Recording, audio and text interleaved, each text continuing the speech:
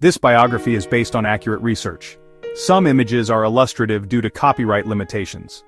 Harland Sanders was born into a world that was not always kind to him. He came into this world on September 9, 1890, in a small four-room house in Henryville, Indiana. His early life was simple, filled with the routines of a rural family. But that simple life was shattered when he was just 5 years old. His father, a gentleman, worked his farm. He also ran a butcher shop. Then he passed away suddenly. This great loss left his mother, Margaret Ann, to care for Harland and his two younger siblings all by herself.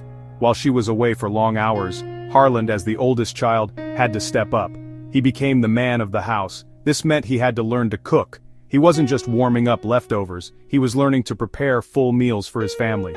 He learned the value of hard work from a very young age.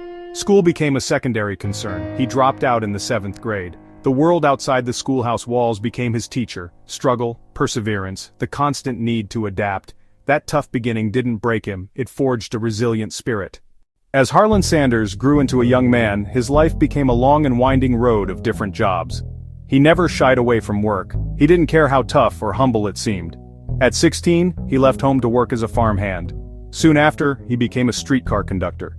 He kept moving, even serving briefly in the U.S. Army in Cuba. His resume was a patchwork of varied experiences. He studied law by correspondence. He briefly practiced in justice of the peace courts until a courtroom brawl with his client ended that career. He sold insurance. He started a ferryboat company. He sold tires.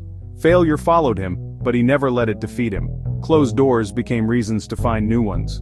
Those decades taught him about people, about business, and the art of persuasion. Years of struggle tempered a tough spirit. He refused to grow bitter. None of the jobs made him rich, but they shaped him. Each chapter added grit and wisdom that would matter when he found his true calling later.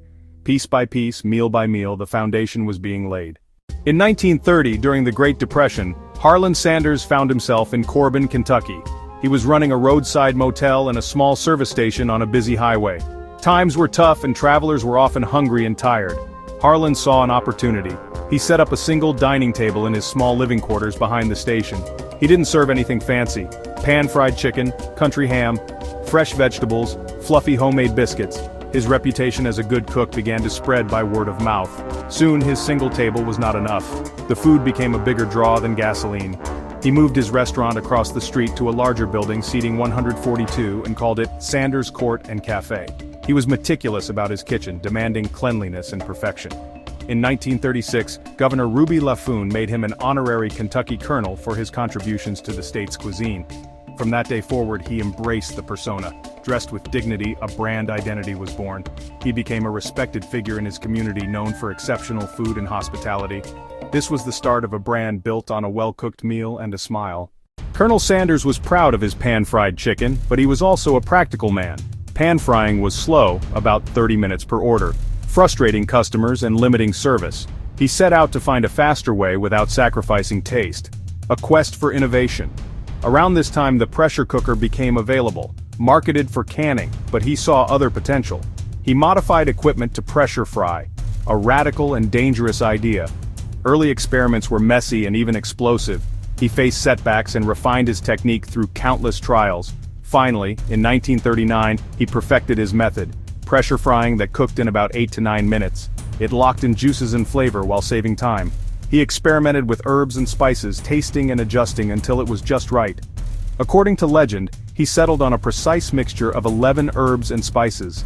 The combination of the secret recipe and pressure frying was magical, consistently delicious and unlike anything else.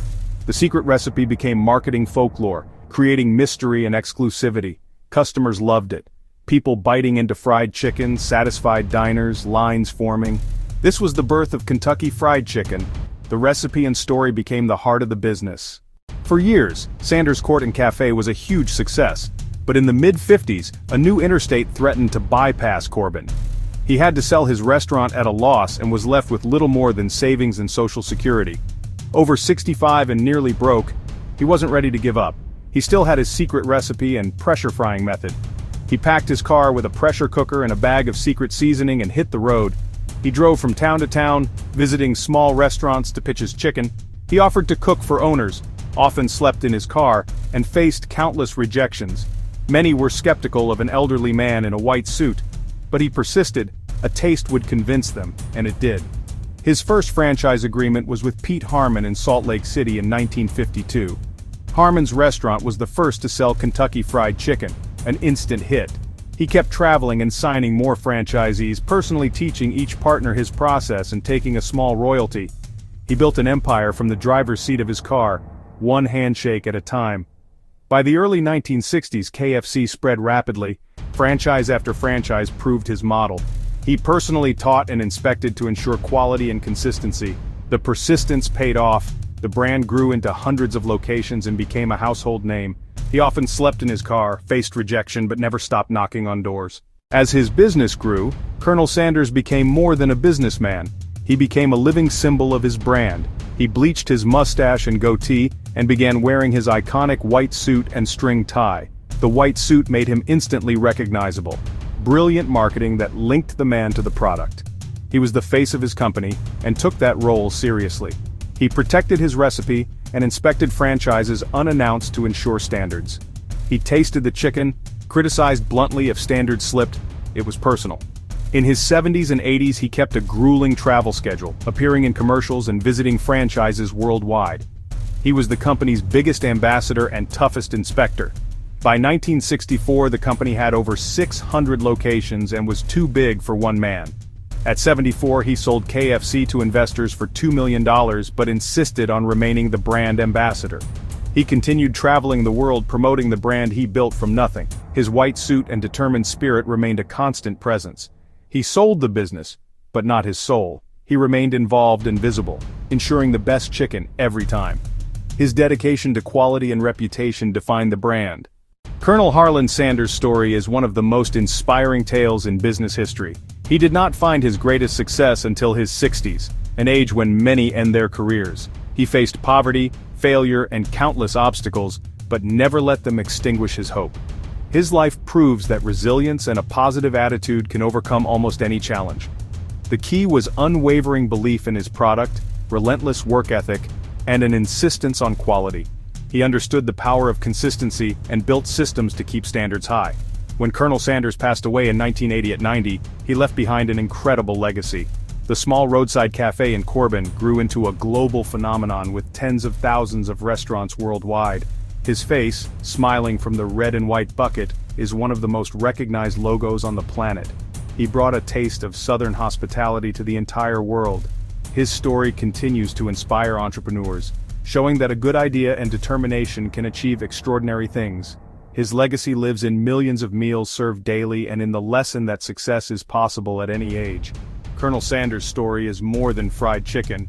It's about perseverance, hard work, and never giving up on your dreams. This biography was based on accurate research. Some images were illustrative due to copyright limitations.